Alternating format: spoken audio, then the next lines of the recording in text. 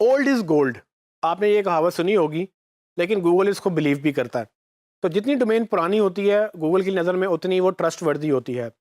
इसको अगर आप एग्ज़ाम्पल ले लें, तो आप बेसिकली अपने बुज़ुर्गों से मिसाल ले सकते हैं कि जितनी सीनियरिटी आती है, उतनी उनकी इज़्ज़त बढ़ जाती है, उतनी उनकी आवाज़ में बात में वज़न बढ़ जाता है।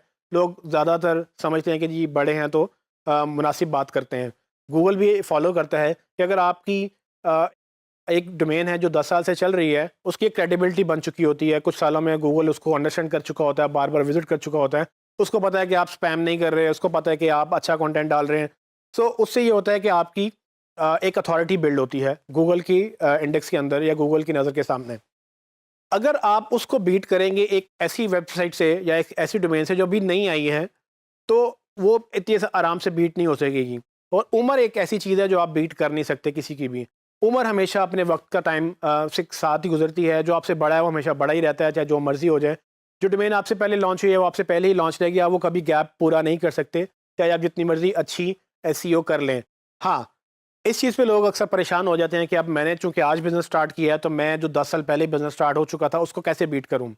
एज एक फैक्टर है और इम्पोर्टेंट फैक्टर है, लेकिन सिर्फ यही एक फैक्टर नहीं है। इसमें दूसरी बात ये आ जाती है, फॉर एग्जांपल, कि आपसे पहले ये हो सकता है डोमेन किसी और ने ली हो और उसने लेकर छोड़ दी हो और उसने अपना स्टोर बंद कर दिया हो, लेकिन आपने चूंकि वो सेम नाम रखा, दुनिया के किसी कोने में वो स्टोर था और वो बंद हो गया, आपको पता भी नहीं था।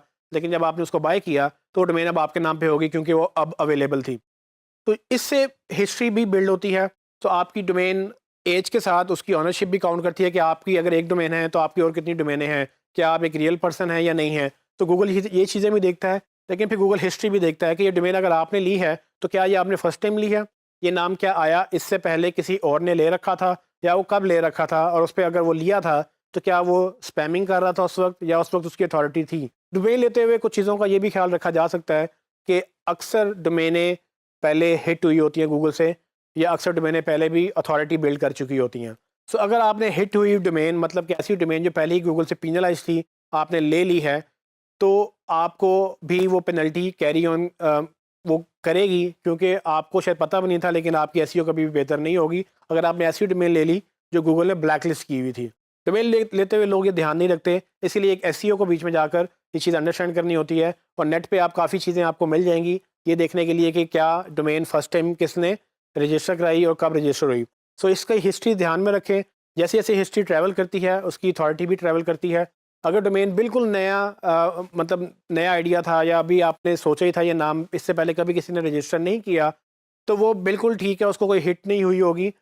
लेकिन वो चूंकि अभी ज़ीरो से स्टार्ट हुई है तो उसकी अथॉरिटी भी अभी बिल्ड नहीं होगी। तो ये ऐसे ही है कि उसका जो है वो डोमेन का अभी नया जन्म हुआ है और इसमें अभी उसने ग्रो करना है, और वो एक जो 10 साल 20 साल पहले से डोमेन चल रही है उसको बीट करने में टाइम लगेगा। इसका मतलब ये नहीं कि इसको 20 साल ही लगेंगे। हो सकता है जो पहले डोमेन चल रही है उसने एसईओ ना की हो, आप अच्छी एसईओ कर लें जिसमें आपका डोमेन की एज का तो एक फैक्टर है, लेकिन बाकी फैक्टर्स के आपके पॉइंट्स अच्छे हों जो आप उसको बीट कर सकें। सो ये सब चीज़ें मुश्तरका एक अपना जो वज़न रखती हैं।